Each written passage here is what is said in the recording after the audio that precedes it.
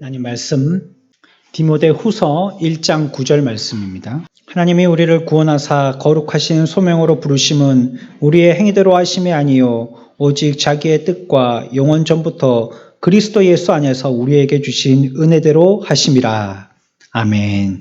우리 다 같이 한 번만 더 1장 9절 읽겠습니다.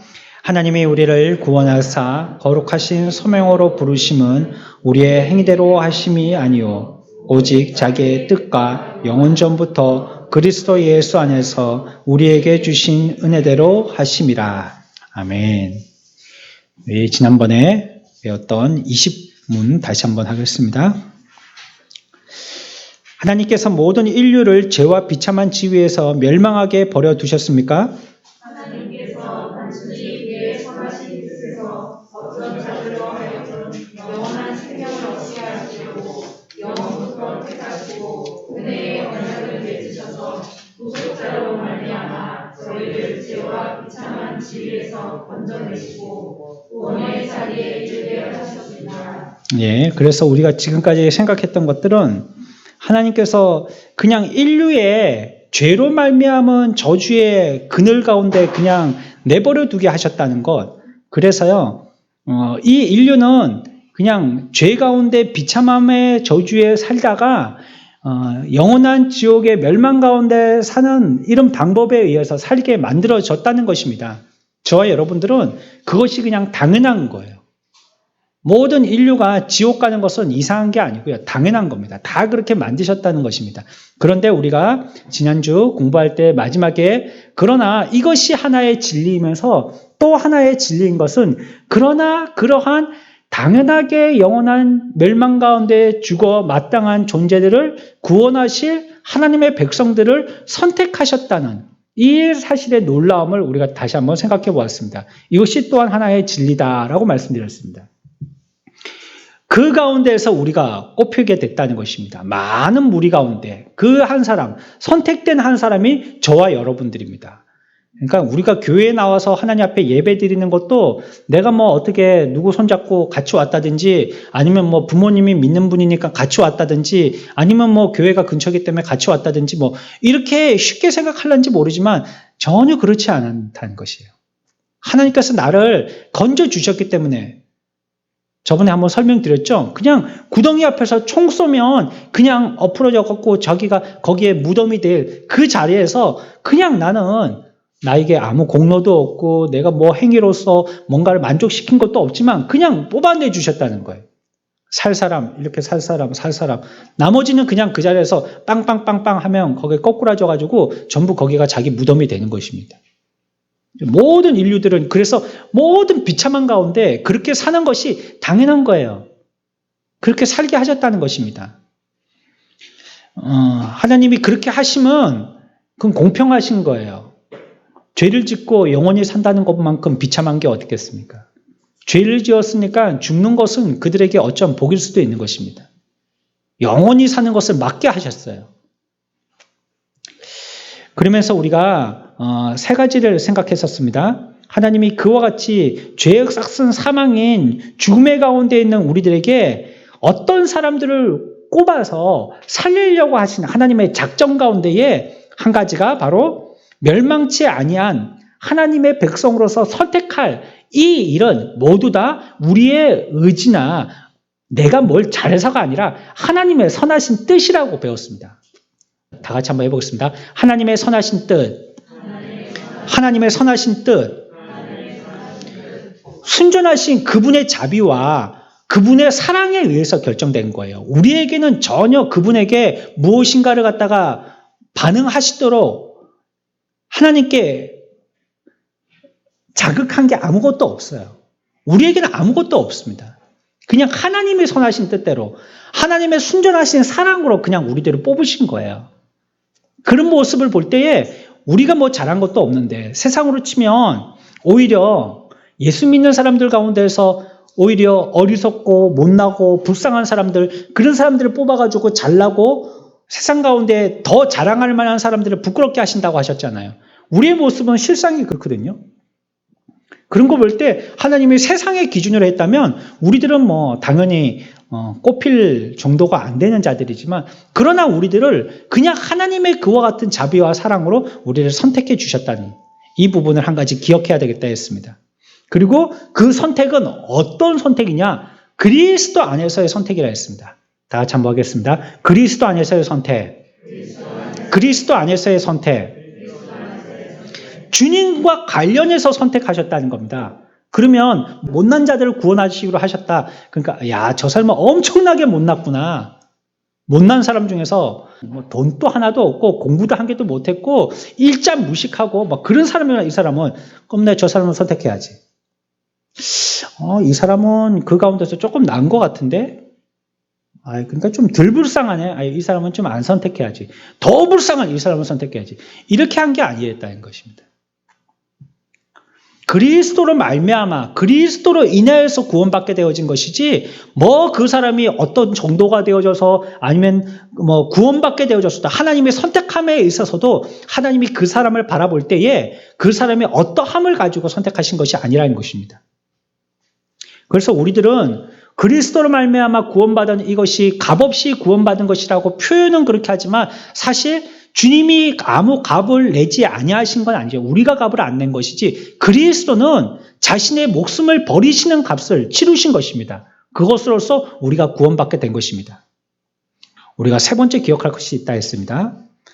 하나님께서 영원한 생명을 주시기로요 은혜의 언약을 세웠다라고 말씀하고 있는 겁니다. 다 같이 해봅시다. 은혜의 언약. 은혜의 언약. 오늘은 이 부분을 조금 생각해 볼 건데요. 은혜의 언약과 서로 상반되어서 비교할 수 있는 것이요. 행위의 언약입니다. 은혜의 언약과 행위의 언약. 그래서 한 부분을 설명하려면 그 부분이 와전되어서 설명되어질 수 있기 때문에 다른 부분을 같이 설명해야 돼요. 그래서 은혜의 언약을 설명한다면 행위의 언약도 같이 설명해야 됩니다. 은혜의 언약은 뭐냐? 앞에서 얘기했던 그 부분입니다.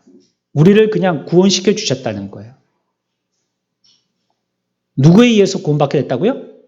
하나님의 선하신 작정에 의해서. 그렇죠? 누구 안에 있는 자들? 그리스도 안에 있는 자들. 그런 자들을 갖다가 무엇에 의해서요? 약속, 언약에 의해서 선택하기로 하셨다는 겁니다. 근데 그게 은혜 언약이에요. 은혜 언약은요, 우리의 어떠한 잘잘못, 그리고 우리의 뭐 잘남과 상관이 없는 거예요. 그분이 그냥 그렇게 선택하기로 하셨다는 것입니다. 구속자로 그들의 죄를 지게 하시는 겁니다. 한 구속자를 세워서 그분을 통하여서 많은 죄인들의 죄를 대신 지게 하신 것입니다. 그리고 오직 죄인들은 그 구속자로 말미암아서만 죄가 해결되어지는 것을 얘기하는 것입니다. 다른 곳으로는 안 돼요. 이것이 은혜의 언약입니다. 그러니까 중요한 것은 뭡니까? 한 구속자가 세워진다는 겁니다. 이 구속자로 말미암아 구원받게 되는 것이에요. 우리가 조금 헷갈릴 수 있는 것은 행위의 언약은요. 무엇을 하는 것을 얘기하는 거거든요. 행위의 언약. 뒤에 가서 설명 다시 한번 드리겠지만 잘하면 복 주고 잘못하면 너 벌 준다 뭐 이런 것입니다. 그게 행위입니다. 네 하는 거 봐서 내가 해줄게. 이겁니다. 네 행위하는 거 봐서 내가 복을 주든지 뭐 저주를 주든지 할게. 이게 행위의 언약이에요. 근데 은혜의 언약은 뭐냐면 그런 거 안 본다는 겁니다. 안 보고. 그냥 안 보고 너를 구원시켜 줄게. 이렇게 한다는 겁니다. 그런데 이렇게 행위 언약을 너 아무것도 조건 안 보고 그냥 너를 구원시켜 줄게. 이러니까 그러면 무조건 구원받는 줄로 오해할 수 있다는 거예요. 무조건. 그렇지 않다는 거예요. 무조건 구원받는 건 아닙니다. 앞에서 말씀드린 대로 하나님의 선하신 작정이 있으셔야 되고 그것이 예수 그리스도 안에 있는 사람이어야 되고 그것이 하나님의 약속에 붙들린 바대로 되는 그런 약속이어야 된다는 거예요. 그럴 때 그 사람이 그 은혜에 의해서 구원받게 되더라는 것입니다. 누구든지 예수 그리스도를 믿으면 구원을 얻게 하셔서 은혜 언약을 자기가 따라서 믿기 때문에 그 조건을 만족하기 때문에 그 사람이 구원을 얻는 것입니다. 그러니까 은혜 언약도 믿음이라는 것이 발휘되는 것이에요. 믿어서 구원을 얻는 겁니다. 믿어서. 그냥 무조건 되는 것이 아니에요. 이 은혜라는 것은 하나님께서 우리들에게 한 메시아 구세주를 두셔서 우리가 영원히 멸망받을 사람들을 멸망받지 아니하는 구원의 길을 열어두신 걸 얘기합니다. 그게 은혜죠. 그게 은혜의 언약인 것입니다. 그러나 우리로서는 그러한 구세주를 믿어야지 되는 겁니다. 여전히 유대인들은요, 예수님을 그들의 메시아로 인정하지 않습니다. 그래서 이스라엘에는요, 크리스마스가 없어요. 성탄절이 없어요. 종교적으로 그건 불법입니다. 왜냐하면 아직 메시아가 오지 않았거든요, 그들에게는.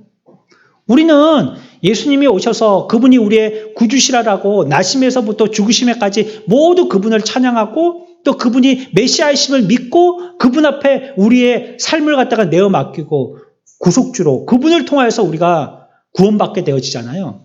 하지만 유대인들은 그렇지 않습니다. 여전히 오실 메시아를 기다리고 있는 거예요. 그래서 무덤도요, 예루살렘 근처에다가 성 근처에다가 이렇게 무덤을 만들어서 오시면 그 메시아가 오시면 이 죽은 자들이 부활하는 이런 역사가 일어날 것이라고.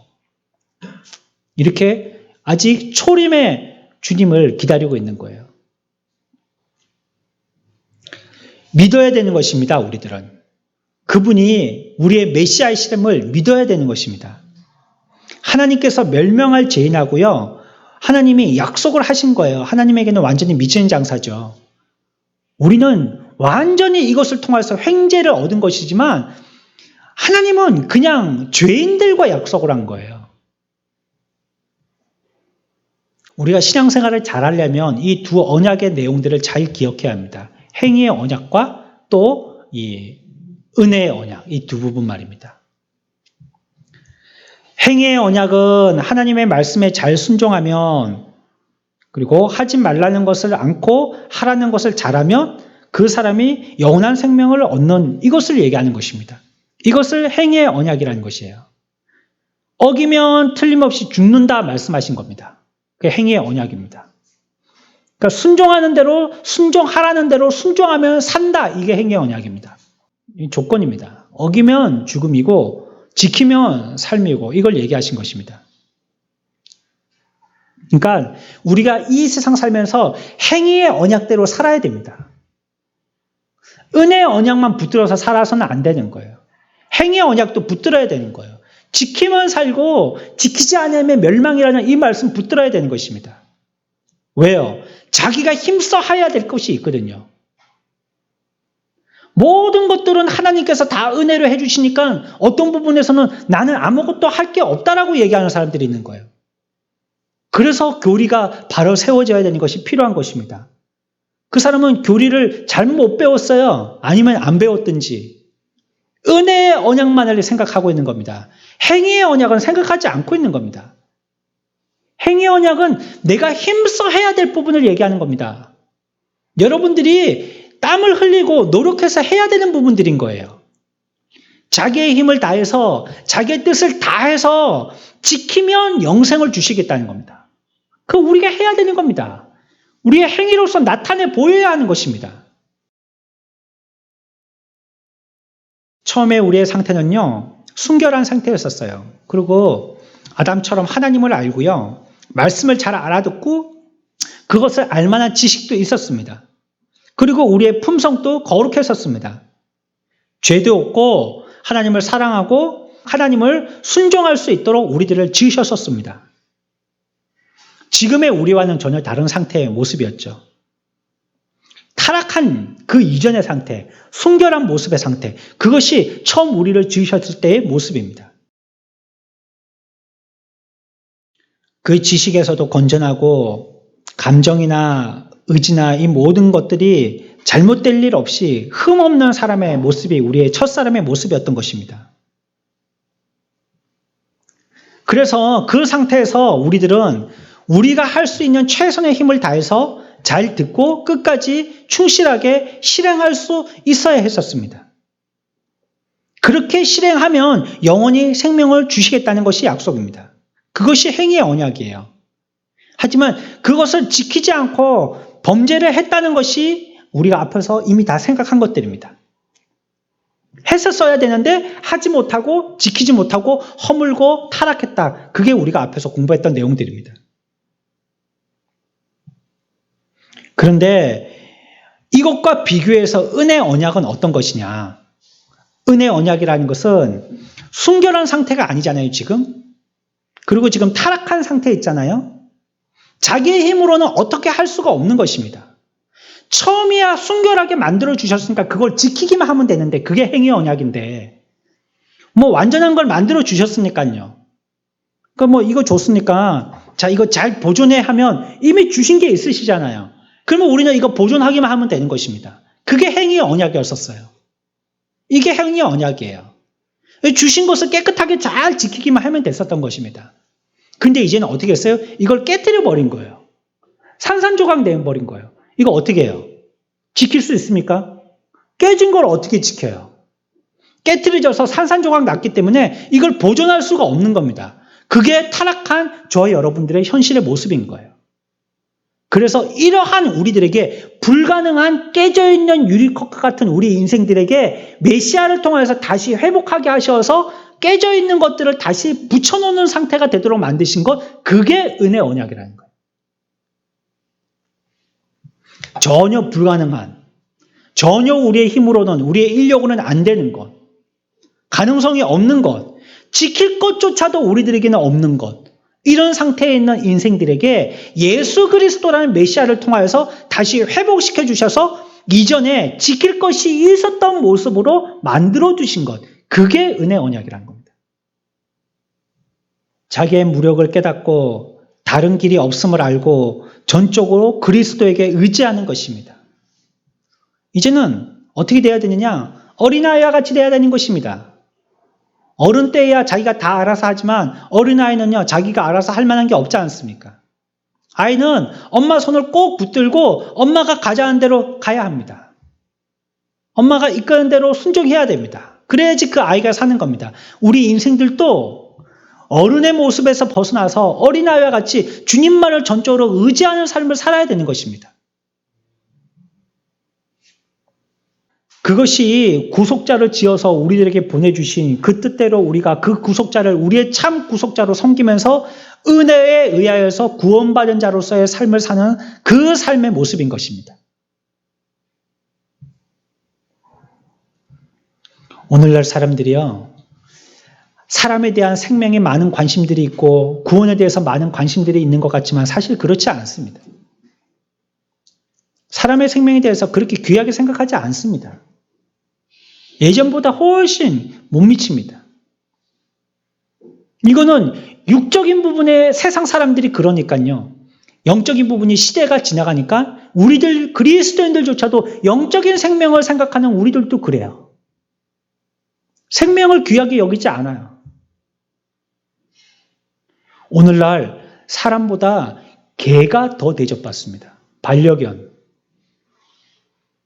개가 더 대접받습니다. 사람이 쩔뚝거리고 가면 가만히 그냥 쳐다봅니다.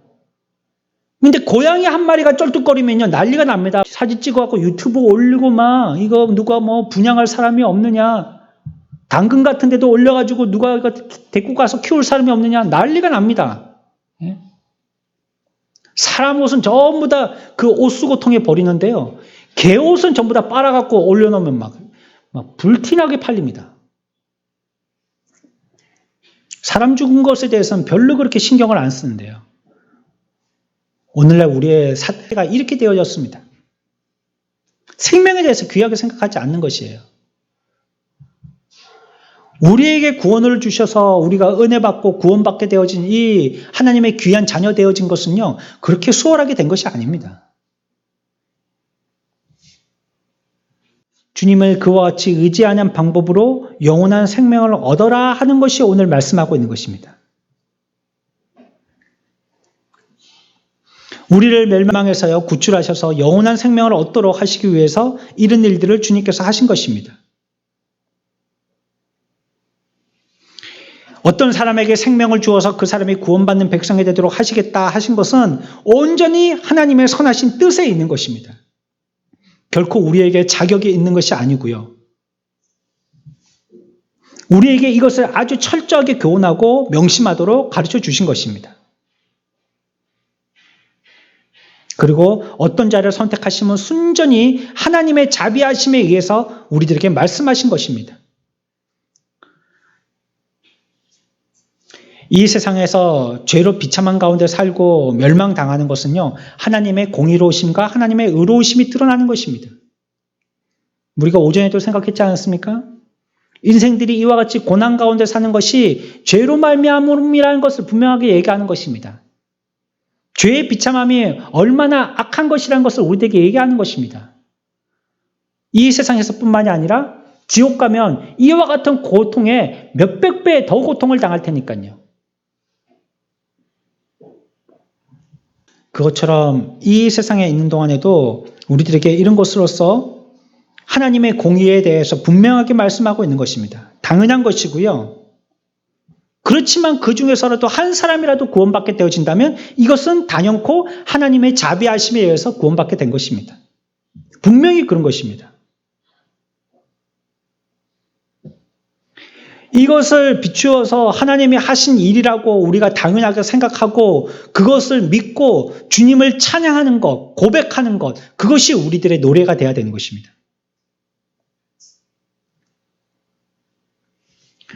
하나님께서 이 큰 진리를 많은 사람들에게 보여주시고요. 이것이 진리다라고 가르쳐 주셨어요.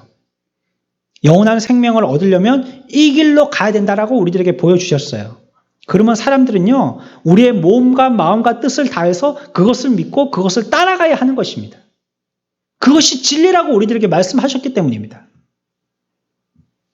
그러지 못하고 의심하거나 불만을 마음에 품는다든지 하는 것은 우리의 마음에 여전히 이와 같은 확고한 신앙의 마음을 갖고 있지 못하기 때문인 거예요. 이게 분명한 것인데, 이게 확실한 것인데, 그러면 우리들은 거기에 마음을 다 기울여서 힘써 믿음으로 살아야죠.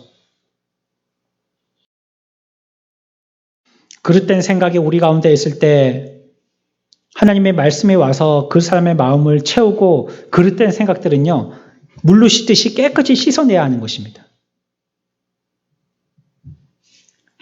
그렇게 해야지만 예배도 진정으로 드리는 예배가 될 수 있고요. 사회에서 살 때도 진리가 마음에 있어서 진리대로 살아갈 수 있는 자가 되는 것입니다. 그럴 때 하나님의 영광이 그 사람을 통해서 하나님의 자녀들을 통해서 나타나게 되는 것입니다.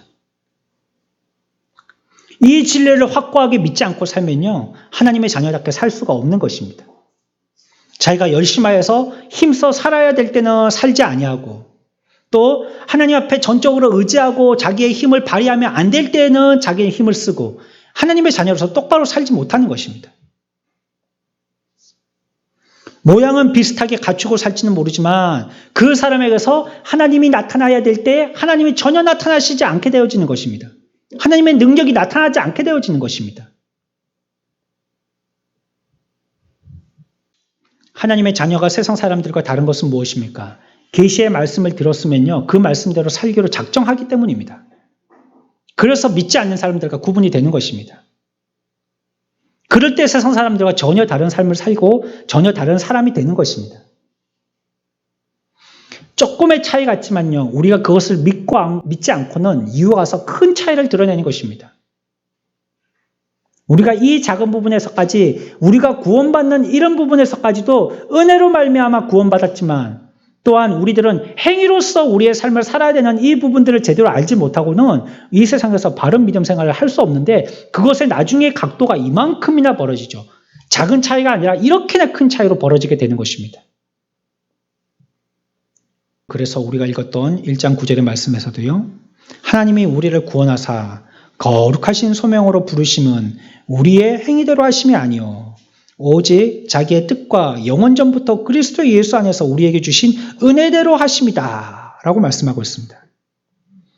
하나님이 작정하신 어떤 자는 역사의 어떤 한 시점에 우리들을 부르게 되어 있습니다. 하나님이 그 사람을 부르게 되어지는 것입니다. 그때 그 사람은 여기에 반영하여서 하나님께 나가야 되는 거예요. 우리의 삶들도 그렇습니다.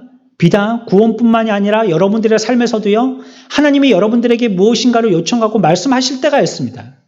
그때 우리들은 즉각적으로 주님 앞에 표현되어져야 됩니다. 나의 신앙의 삶을 나타내 보여줘야 됩니다. 그냥 머물러 있다든지 뒷걸음질 치고 숨어 있다든지 하면 안 돼요. 그때 드러내야 되는 겁니다. 그때 표현해야 되는 것입니다. 주님은 우리를 택하신 자로 부르셨습니다. 그리고 이 땅에 있는 동안에 우리에게 주신 이 모든 이 세상에서 하나님의 공의대로의 저주의 삶을 끊고 이제는 다시 한번 생명의 삶으로서 회복시키는 영원한 예수 그리스도를 통한 구주를 우리들에게 주시어서 그분을 믿어서 구원을 얻게 하셨습니다. 그렇다면 이 땅에서의 우리의 삶은 철저하게 말씀대로의 삶이 되어야 될 것이고 우리가 구원받게 되어진 것이 그 진리대로 되어진 것처럼 우리의 삶들도 그 진리에서 살게 되어질 줄 알고 진리에서 떠나서는 안 될 것입니다. 믿음을 붙들고 우리의 삶에서 어떤 요동이 있다 할지라도 우리는 거기서 우리의 믿음조차 요동되어지는 자가 되지 아니하고 확실한 주의 진리에 근거해서 믿음을 가지고 승리하는 삶을 사는 저와 여러분들의 삶들이 되시기를 축원합니다.